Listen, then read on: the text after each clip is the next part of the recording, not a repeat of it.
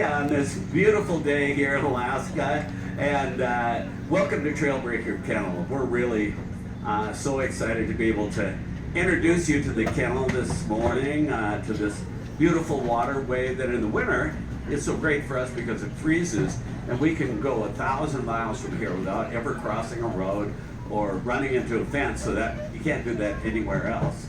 But in the summertime, on days like today, it's a great day to play with puppies, and anytime you do that, it's always a great time. The Iditarod starter kit, everyone. They need tiny harnesses. Oh yes. Dave, how early does the bonding process begin with these puppies? Well, you know, it's really important that we start that bonding process with them as soon as we can, because we're going to be working our whole lives together. So we actually start at the day they're born, and even though their eyes aren't open for the first 10 days, they have a highly developed sense of smell, and they can associate a feeling of comfort and security as we hold them in our hands, and they associate that with us. So by the time they can run around a little bit like these guys are doing, they already know us, they trust us, and they want to follow us on adventures, which is a perfect opportunity for us to help them develop their self-confidence. And we do that actually by challenging them to overcome obstacles. Now today, one of the things is for this little guy is go on the riverbank. There's lots of stuff to encounter. There might be a log to go across, some brush to go through. Now if they can't make it, what we do is we help them across. And the time comes when they make it with ease, then we give them lots of praise on the other side.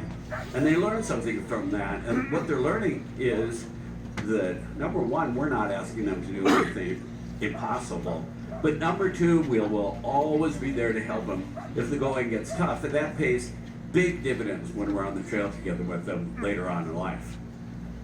Well, it's so encouraging, Dave. And when these puppies, they start to run out of challenges here in the dog yard, it's incredible how rapidly they grow in just a matter of weeks. But when they start running out of challenges here in the dog yard, what's the next step in their training?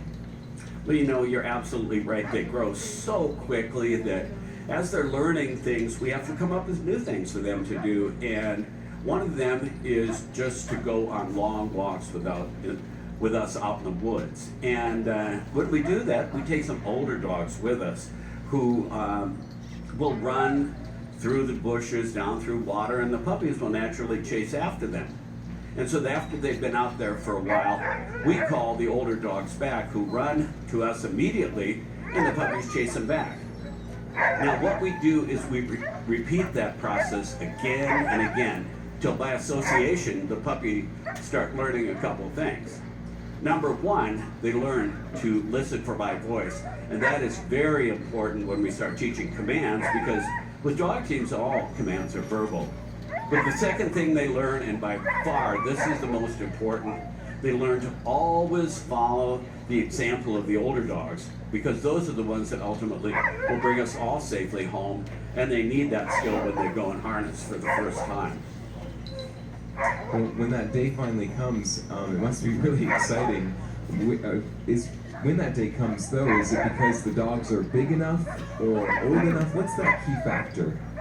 Well, you know, Noah, it's all those things plus more, because we want to make sure the first run is not only successful and they enjoy it, but of course they want to do it again. So we have to make sure all the elements are in place that assures that.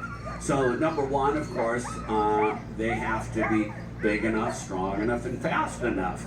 And those little guys, as you can see, certainly aren't big enough for that.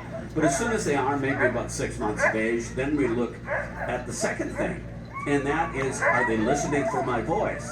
Because we're going to be out on the trail, and for them to know which way to go, they have to, when I say something, the older dogs do it, and they follow it, thereby associating my voice with doing something. But the final thing we have to see is called the instinct to pull, which is what you're seeing right now, and that is the love, joy, and desire that each one of these dogs have to run as part of a team. But as you have dogs who have power, so we've had to tie off this four-wheeler that I have right here that I use in the summertime instead of a sled, because of course without snow, you can't do it. So we've got this thing here, but as heavy as it is, we still need to be able to tie it off. And also, we don't need a motor. As you might notice here, if you can see my hand, there's no motor in place. This is strictly dog power. So it's really fun to watch them do something they love. Now, with these guys, you have different jobs for different dogs. As you can imagine, the first dogs are called the lead dogs. And they're always listening for my voice. They're also setting the pace that Team runs in, because every dog tries to follow the example of the speed, because, of course, every dog